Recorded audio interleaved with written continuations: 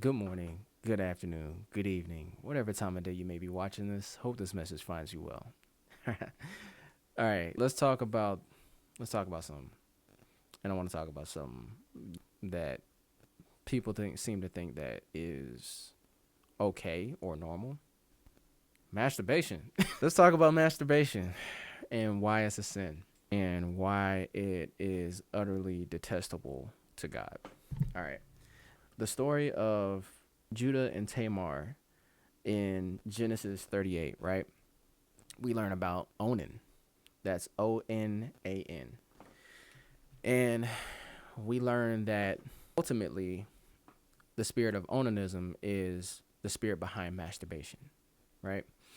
There's also many other things behind masturbation like lust, perversion, and I'd even say go so far as to say the spirit of Jezebel is also behind. It's a nasty mix of things behind masturbation and why so many people get caught up in it, right? All right. To give you a little context, let's go ahead and read Genesis 38, verse 8 through 10. All right. Then Judah told Onan, "Go into your brother's window. Go into your brother's widow and perform your duty as a brother-in-law under the levirate marriage custom." Probably said that wrong. "Be her husband and raise children for the name of your brother." Onan knew that the child, the heir, would not be his, but his dead brother's. Whenever he lay with his brother's widow, he spilled his semen, on the ground to prevent conception, so that he would not give a child to his brother. But what he did was displeasing in the sight of the Lord. Therefore he killed him also in judgment. All right. So to break that down, Onan said, "This is not going to be my son. So I'm not going to do as you instruct me to because I want this son to be mine. And this is not going to be my son. This is going to be. So basically, he mid session, if you will, decides to pull out, ejaculate on the ground. God was utterly displeased by this and killed him on the spot, right? And this is Old Testament, back when God was a lot less forgiving. God has a lot more grace and mercy towards us now, but that doesn't mean that I'm saying it's okay to go and masturbate. No, this still stands. Because, again, just in one of the videos that I talked about previously about being of sober mind, there's a lot of ways that you can open portals into your soul by doing really bad things. Like masturbation is one of them. Being inebriated, intoxicated is another one of them. But sexual sin and all sins are bad, and they're all just equally as bad.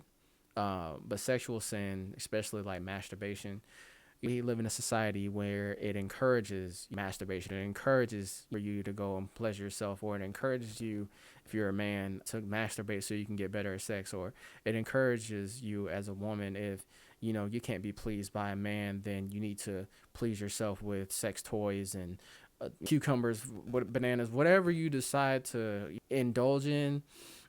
It's perverted and it's wrong.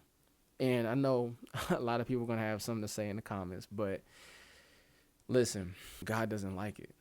And I understand that you may have an issue with that, but that's a moment where you need to check yourself, because check the reason. And I want you to really dig deep look into why it is that you masturbate. Oh, I just masturbate because it's fun. I can just get my rocks off. That's what I thought, until I realized that these demons were having a field day. All right, I'm gonna give you an example, right? When you have a wet dream and you think that is something pleasurable, it's fun. Oh, I had this amazing wet. What is actually happening to you is you're being raped spiritually, right? Because that is a spirit spouse that is attaching itself to you, that is causing you to have these orgasmic emotions, and you think it's great. You think it's great, grand, and wonderful, but you're not realizing that in the spirit realm, you're being there. It's like a spirit with a ball and chain attached to you, and it follows you wherever you go. And then not to mention the level of perversion that you get into when you start watching porn. Boy, that's a whole nother topic. Because when you start opening and exposing yourself to porn, right? And I was exposed to porn at an early age, unfortunately. But when you get exposed to porn in general, whether it's early in life or later in life, the level of perversion gets deeper and deeper and deeper. You start off with one category, and then the fact is that you start fantasizing about a certain category. You start having a preference. And that in itself is like it's crazy because I have friends that talk about the certain categories, and I'm not gonna lie, I had certain categories that I used to like to watch when I would watch porn back before I got delivered from that. But it made me, now that I'm out of it, I realize how jacked up that had me mentally, emotionally, and spiritually, because I brought some of those things into my marriage thinking that, oh, when I get married, I can be a good husband, I can be good in bed, I can be this, I can be that. When God actually wants you to learn your spouse with your spouse, He wants you to learn sex with one person. He wants you to learn how to be intimate with one person. We think the enemy confuses us and puts it in the media and everything, just about everything in this world, that it's normal to have sex before marriage. It's normal to masturbate. It's normal to do this. It's normal to do that. But you're really opening your spirit up to attacks spiritually. And then if you don't know any better, then you'll go about it thinking like, oh, I'm fine. Everything's okay. But there is utter chaos going on in the spirit, in the spirit realm regarding your spirit. And now that you're watching this video, you're starting to, I'm exposing it to you. Now you may think that it might be all honky dory, but now that it's being exposed to you, you'll start to realize the magnitude of what this sin is actually doing to your spirit. I can talk about this for a long time because I was so deep into it, and then when God brought me out of it, he delivered me and redeemed me. It made me realize how utterly disgusting and immoral it was, and how bad I felt once I realized how displeasing to God that this is.